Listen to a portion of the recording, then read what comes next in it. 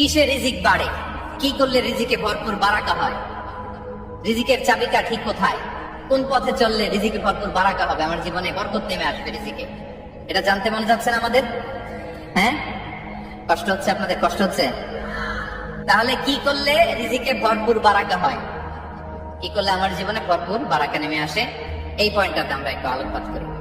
যেসব কাজ করলে আমাদের জীবনে রিজিকে আসমানি বারাকা নেমে আসবে, আমাদের রিজিকে আসমানি বারাকা নেমে আসুক, আমরা চাই কি চাই না? সবাই আমরা চাই নিশ্চয়ই। যে কাজ করলে রিজিকে আসমানি বারাকা আসে, এর এক নম্বর হচ্ছে তাকওয়াল্লাহ, আল্লাহর ভয়। আল্লাহ তাআলা বলছেন, ওয়া মান ইয়াত্তাকিল্লাহা ইয়াজআল লাহু মাখরাজা ওয়া ইয়ারযুকহু মিন হাইসু লা ইয়াহতাসিব। যে আল্লাহকে ভয় করে, যে আল্লাহ সচেতন, আল্লাহ তাকে মাখরাজ, মাখরাজ মানে কি জানেন? ওই যে এক্সিট লেখা না এদিকে, এই এক্সিটকে আরবিতে বলে মাখরাজ, মানে